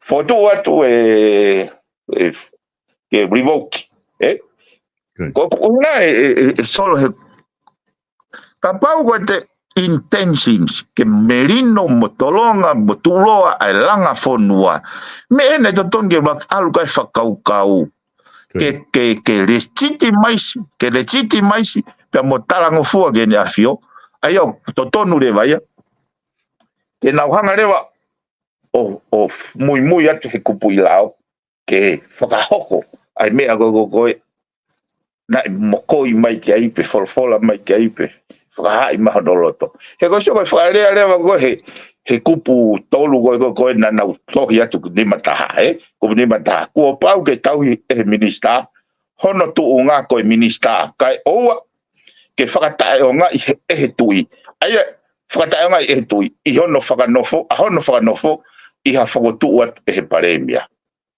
sio aia koe tauhango hae tolu noa mo tolu taha mo fuakawa koe mea koe action koe next course of action koe I he nau mau tohi me he pisi ke nau hanga exercise atu ai kupu ni mataha kupu si tolu kupu ake ai ha ai whakotu atu he paremia ke whakahifo ai Minister Foreign Affairs ka tok whakatae o ngā he nafia koe nene to donge whaia koe pehe atu koe alu koe moho ki tai whi maarie o ri he wao he kou kei whi maarie peau ke he minister koe haia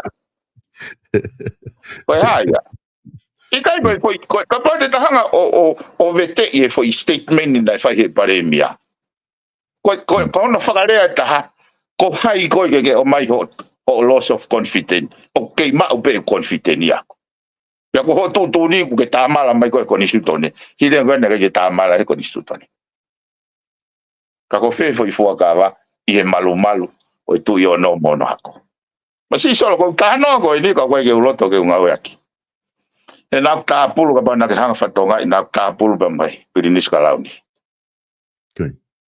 si solo ka pau ko kika ke yo fe ba tala noa he ko ke uloto u yake ka taulava pe iloi ka pau ko ia he tu I hoko ai ko asma ku tolu noa I malu ni afio pe mo ia e hoko mai ka pau ko anga e ni sio ke whafotunga wanki ai ke tala mai ko hafunua ni melino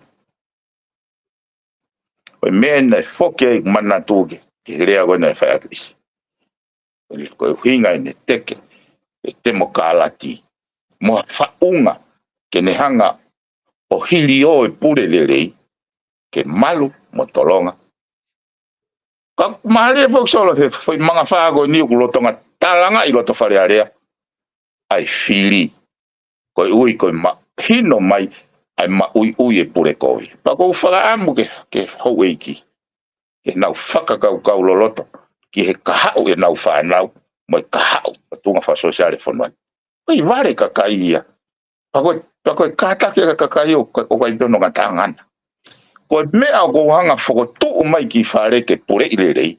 Ko mea ia e malua e tui, malua e hou e kipa, malua e kakai whanua.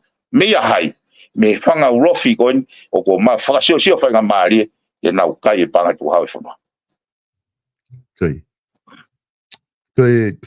wahe ia ko tui mahal te ta whakao se ta proklama he aho ni Piven.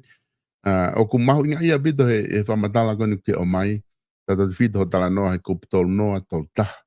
I lea ko context ko tala noa ku mahu inga foki. I he taimu tau sio ai ke makatu unga mo uhinga na whaua e mea ko abe whai e lea ko ia. Ko context enu ku mahu inga kau kwanong ki ai he I konga ko ni. Oku I he malu o tui. E taimu ko ku tau tala noa ki kuputolu noa, kuputolu taha, oku kei I he malu pe o tu I ka context ia. Ko manantu I he ngai whakaanga o ku whakahoko, o kai whake ngai whakaanga ma ngai whihui whakahoko pe he nai mea a Crispo Hiva I he whai tepi he taimi koe ne paremia o ku kei toi lahi pe ngai mawhai e tu I ke omi ki he executive kena whakalere pureanga. Aia ko wilo I mahalo na I tusi pe ki mea pa ka context koe ke mahina ai tau mua. Ka koe whamatala koe nuke whai ki he paremia i he me te ki koe whare area. O mahino ai context ko koe nane mo i anki.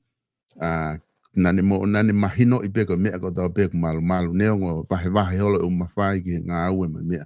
Kana ke iai pe u context ko ia oku olunga oku mea ko tau peko whai i he konstituto ne oku keke lawa ia ke ata. Ui malu ia ne afio ko tu i whaka konstituto ne tonga. Piveni, o atu moi whanga maari ko ni ke ka pau kwa mea ke loto ke whakakato mai ki ai.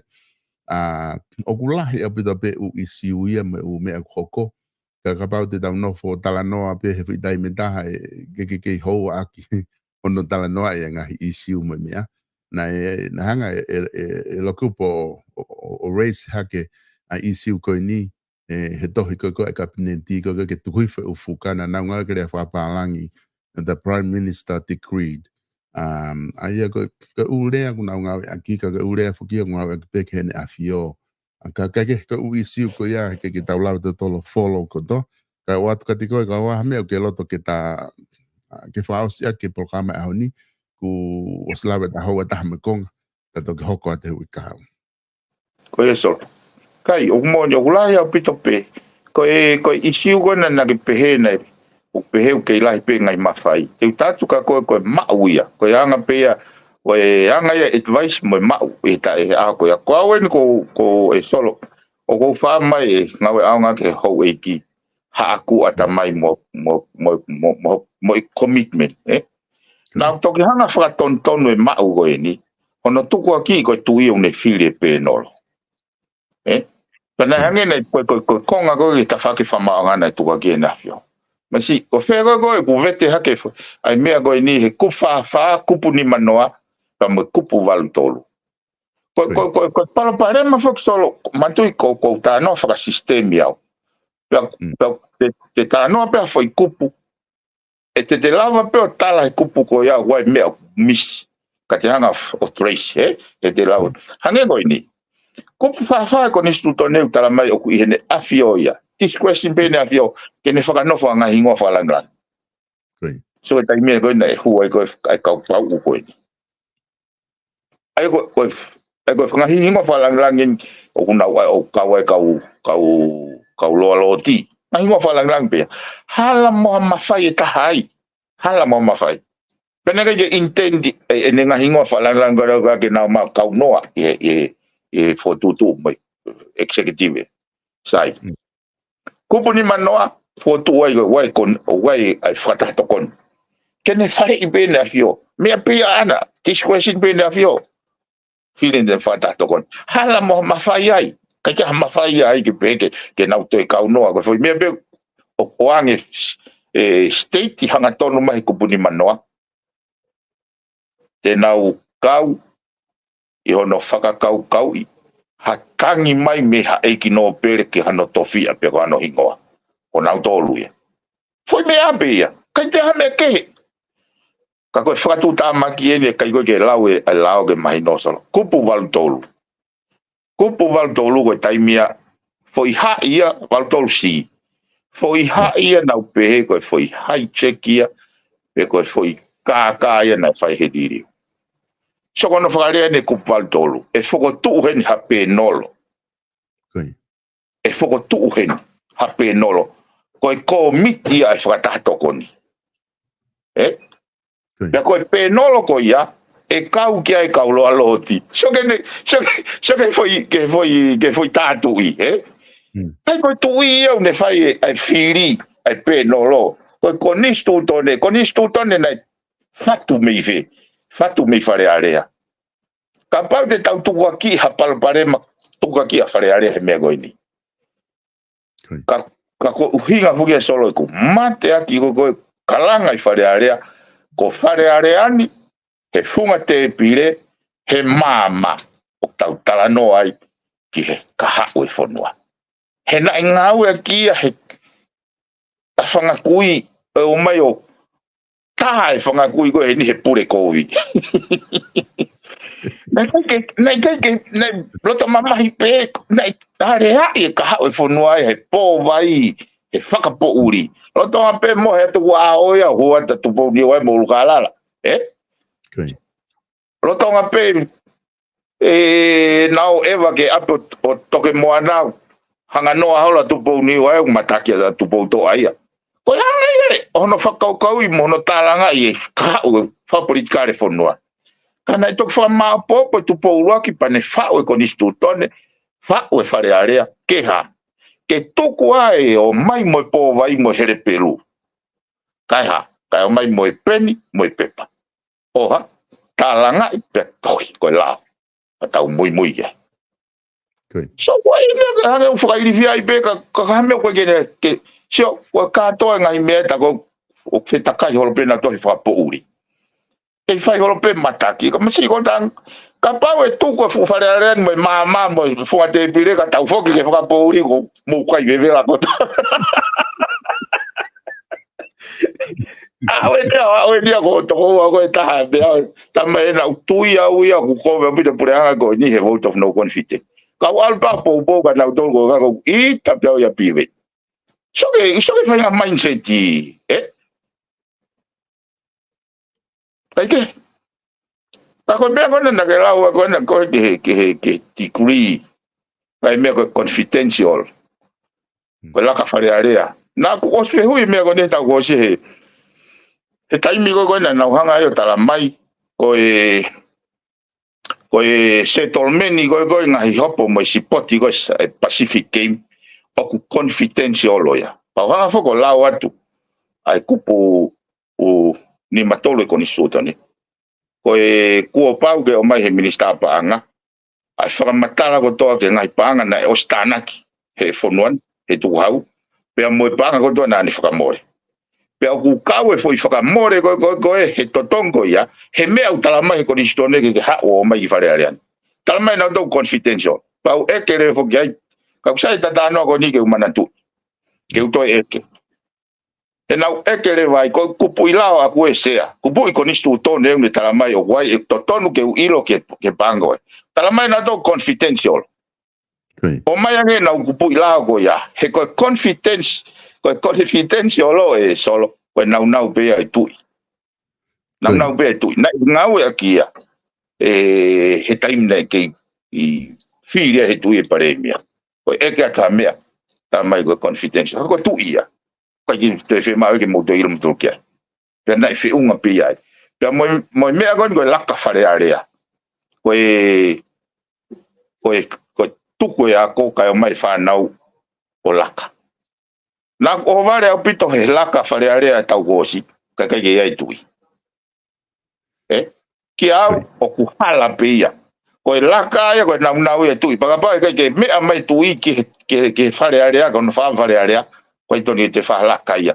Ko uhinga solo ke ai ke mavahe, pe mahulu, pe ngingira taha pe tui. Kai tonu taulama folau e waka.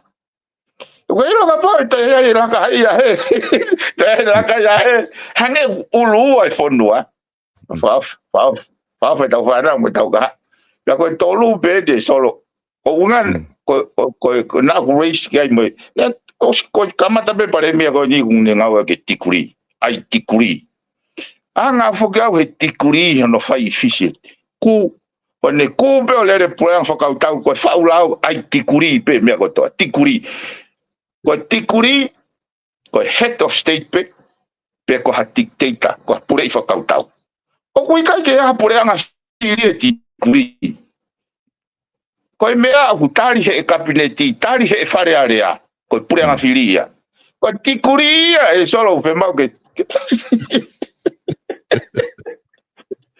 ai ke no ma chimbo kai ke ko fa malo to no mai mea que eu o hake ko foi confidentiality ko tikuri mo la ka fare area ko now eu tu pe he asio que there should be only one king in a kingdom there should be no two free king in a kingdom da ko lenta so kamata ke hoko ego ki foi practice na I ko o si preto for ne afio he wa fe wata o asi mai to kon pare mia ko ahoni ko des faka matalan ko ke na kabineti ke na response ke to fola So ka foi statement ni pa pau ke manatu pa hai ne manatu pa hai te ne mau exist. E na o mai ka. Ko ka foi statement ni na articulate ki he to this effect. Tala ki ne afio. Ko fare ana ben premia. Tala ki ne afio. Ko e lulu tai ko mau hala e ki wawau. Ya ko pau ke tanu e pureanga. O si ago e to volo mai na afio ke whakafoki e lulu tai ki he private sector. Ya ko foi tali e tala ki ne afio. Okay, so to repeat pe foi mea koe. So no foi repeat en. Solo. Pa te ki foki o lawe kuptolo no. Kuptolo hiwa kupfanoa. Kuptolo no articulate he ga yo te alge que mo fa toai. Articulate kuptolo no ko tu I ko ia ai commander in chief. Ko ia pure a kautau. Que ne fa no fa hu kau ngā ua pua. Pea koia, koe mea e wholofola mai ki whare area ke whai. Koe ki wholofola angadon mai e pare mea. Koe mea e whai. Okay. Pea paspe ai pe hikai ke ne lava o whahoko hatau ka rewa ko na whelo toi mo whare area ke. So ke uhinga ke. Sai. Koe uhinga rewa koe aku e ne hanga express mai mo manatui. Ko hau o kuia ai defense. So ka kuptolo hiwa, koe ngahi tarite. O kui he tui. Ku whahanoa, koe ngahi foreign, ko hono taritari ngahi foreign minister, ngahi foreign dignitaries, o taritari hene afio. Koe whiri koe kau ambassador, hai commissioner, whiri hene afio. Koe tahana mena aku, ka pau o kai ke sai ai hataha. Liu e konistu tone. Kai ke tarangataa. Tau mui ke konistu tone, paka pau kai ke takoi uhinga e ku kiwo iso, paka pau kai koe mea tau sai ai. Pea liliu e konistu tone. Ko ke sio ke hanga koe liliu e konistu tone moi lao, ko pau ke whelotoia whare area, pe moi ne afio.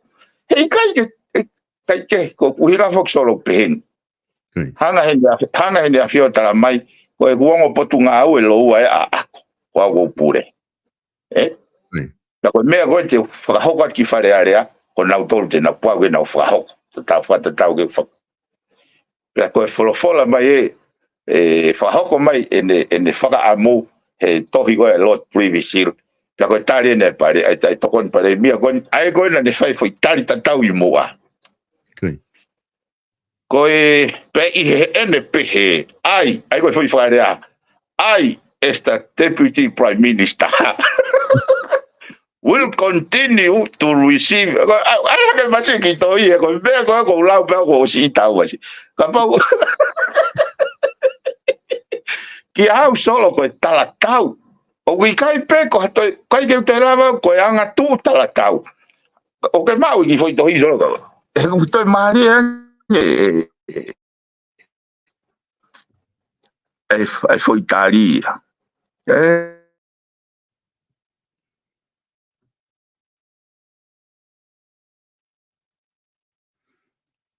Reaction. Ai peo.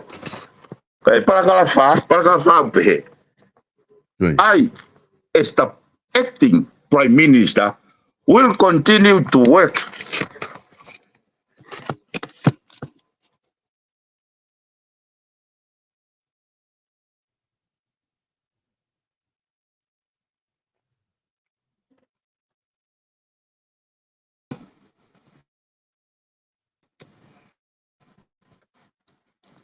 Kana ngau me pe. ke whanau. Ia, kana ngau. So ka whare ansol. I, as the acting Prime Minister, will continue to work with the Minister of Foreign Affairs to welcome and host a bilateral meeting with New Zealand Deputy Prime Minister. Solo. Ramai he kuwhanoa, koe whatongia e ne awhio, ke ne receive a foreign dignitaries, ka foreign minister. Whatongia e ne awhio. Talatu he acting Prime Minister. I, as the acting... To, atu To ate kau whakawhetau ia. Tamai na pio koe te wharara kene foreign minister ana. Pa withdraw. Tate acting prime minister ia. Te uke i ngau e pia minister foreign affairs pa koa uia te wala tari mai ai mea gogo o kuke totonu goi ki ai he kupwhanoa. Hange koe ni te atu e whakatata koe ni solo. O wale pe nau whai tutuna tori he position atonga i he tau i Isleri mo mea. Mea ia, o tamai pe kuptoro i ako mea ene a fio. Ai ko sio te ke alain lele i he koinga he koe kau mea koe nau whakalere whonua. Nai kai nau kau nau toro he whei lau ke pure i lere e whonua ko i lere e tui hau eiki ono kakai. Nau mai na toro toki lau mawhai, lau tau. So foi mea nia ko pe to ko vange. Para kala to lupe he. Yesterday, Cabinet collectively agreed to send a letter addressing the letter received and the legal advice to the private secretary of His Majesty. Consequently, the Prime Minister, who is currently overseas, has reiterated his confidence in the Minister of Foreign Affairs. So ko foi talatau, ko kia ko foi talatau. O kuna pe atu ke tui. O ku ika ke ai ha o mahu inga a koe. He utalama he Prime Minister ia reiterate tau ai. O ke falala pe neongo ho molo so confident ko ke confident bel.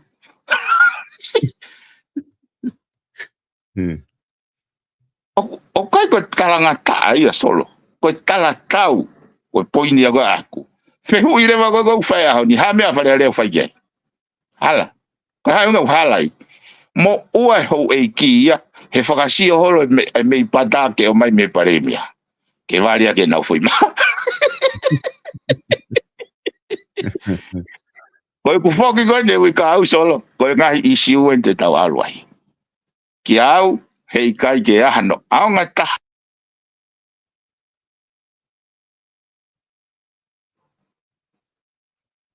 Koe ka iana au ngata. Ai continue a wharearea ke talanga i ngahi lao mo ngahi mea kato koe ni whanua. Ka pai ka iana au address. Ai fufo isi o i pare. Ai fu ampere la.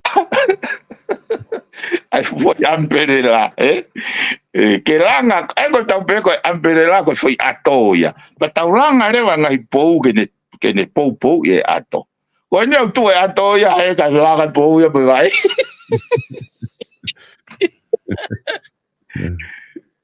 Maria. Ya o ka ke to mama, o ka ke to likely e me ko ni. Ya o se na wanga insulted to him no manuki e ne afio. Au na talatau o fa fe paki e ne afio. Koe kupa fitu na fenfo ke lau e kupa fitu ko ke fare area. Ai lau hia koe anga tuu, koe anga tuu. Ka mo ua hata he anga tuu koe ngai popore ta tafa. Ke hawe o sto loto kato e foi tolu e koe di he anga tuu. Pea koe kulau e aku ko hae hui ka e be mo foreign affairs minister. He ka pau na talango fua e tatau ke ni fua kawa. Os voluntarily resign be. Tuang ipe pare mia mo tokon pare mia mo na felahi mo na ka kia pa wau na fuaka ba te talang fo he ka pau he ka je fai fare ale me te fo tu ke diri we fo ka va sia solo me fare ale ai o te ka we tu i he fo ka va ki ai fo ka va de mo talango fo ke pare mia. I just cannot understand. Kaya mahal na ko yung fiala ke siyo. But kaya ko hangai beni ko ay ko turi ko tamay na ulungan ta fa pap. Ko au peta na kaya tui na ulungan ta fa pap. Na tui nga ko ulofi ulere mo foi hui ko tu hawe ka kai ko ye na ta fa pap. ko au whenga ke li hok sino ki lalo kau turi e ulofi ke o mai e foi hui ai tu au e kakai ke tu ke whata waka puna aga rata tau te ai au paku o ia pita o ngo ia pita peko aku be aku ia ke peko paku o ngo ai mindset oku ai mindset e kau whare alia kai ko peko o ngo i wa me ko kau kau ia o peaceful bia paku o ngo ka pau ko mindset en ai fu to ta hi wa bo foi to wani ma wi fale ale ya nga hono fale le fale ke o mai pe lo fio kai tu ha ka kai ka fai be ai fra ho ho e ki mo li psitiki mo fu skembo o kai o te ila ma lo pe go ye fe tu hala e Kai, Piven, whaafo bito whakaukau pa me whamatala ko ke o mai.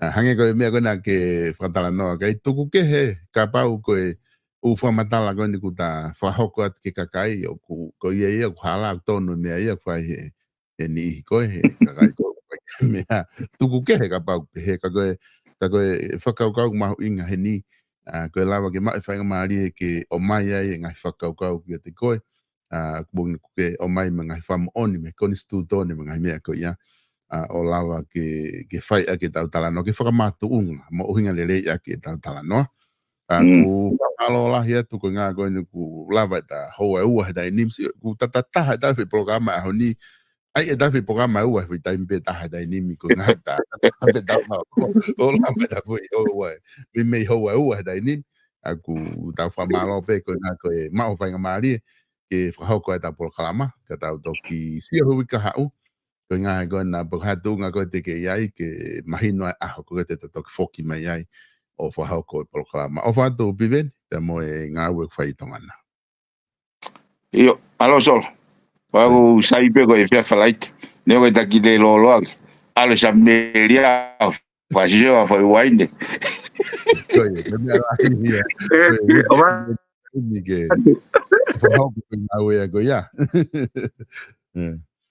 Whamalo a te kainga he lawa koe ke mo ke i lotoni e fu taimi koe ni ho me ho a ua koe ni o e tau polokalama mo ke i kaupe i he tohi pe mo e ngai whihu mo whamore more pe mo o silo i pe mo futokolahi a pito i lotoni pe ko mo ngai whihu i e kai ke lawa ia alukotoa ke whakafofonga ko ki ho a taha ko o whae polokalama pe ko ni ku ma lava pe o le rei me i ho a ua ke lava atu hame alahi i he whakatala noa ku whahe au ni o whatawange pēnā e ongo le rei atu ka te motol o e whamalo atu ko le whamore more atu ki motol ko toa pē ku lawe i polokalama ha mo ngahi hingoa pe ku atu ngahi tukua kika te motol o ku ko le whamore more atu ka te motol i he polokalama koe ku whahoko atu ko e tala noa pe i ngahi viewpoint koe ni hanga wakai ai whawhonga tangata whitu ki he ngahi issue koe aku hoko. Take, o ku whamalo lahi atu ai pe ki uki whaosa ki moha ki whamalo no pe ki tau kau sponsor whamalo lahi atu ki he South Pacific Loans Delectable kau maa ai kau taha noa koe i ako South Pacific Loans i Auckland New Zealand ka pau ke fia mao pau ke fia mao ke whahoko au no o ku whainga maari e ai kau taha koe ni Delectable ke whetu utaki ki ai iha whahinga taimi pe te ke fia mao ai ke whetu utaki ki ai te nau iai ke tokoni koe iha whahinga taimi ke Delectable pe mo South Pacific Loans te nau lava o tokoni ke te koe iha whahinga noa walungeau, walu hiva walu noa, walu hiva walu ke lava taha ke fika ko ia, ke fika ia whamo ui. Ko e Pets Facing Store, ko e kau taha wala ia, i loto nuku alofa hanga ke tau ma te au building, o ku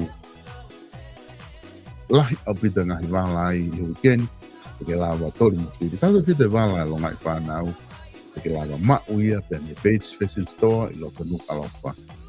O ku nau whama ngahi wala koto a pe iai, ke lava pe fitu taki kiai ko hai ai vala ku ke fia mau ke korenga tina do ke na discount net ko vala ko ya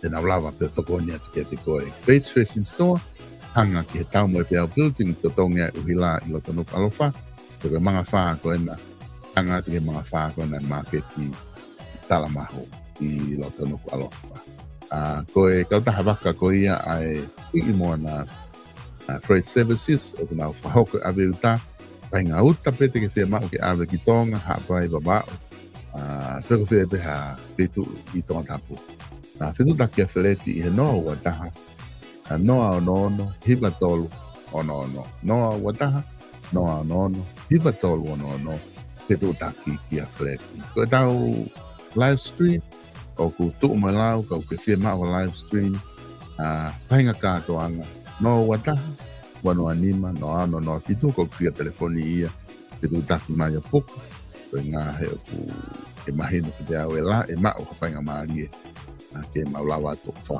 ko ko ba ko ke fe mau live stream fe mau video ke maulawa mo service ko ya ko ba ko ke fe mau live stream mo video o ke fe mau ke faita be lai ata mau ke lava pe fa ko pe mo service ko ya I Brisbane Australia ke lava fitu ta tes ye no afa wa no hiva it fa ni ma fa ta o ke fe mau live stream ke lava e tonga live stream o fea ho ngai fia ma ko don te ko ia aki ha fetu taki ki ai I he fika telefonico na o porque mo ma ho weekend I fia mo monu ia e fononga ko ni ko ki felo ngaki I he wiki ka hao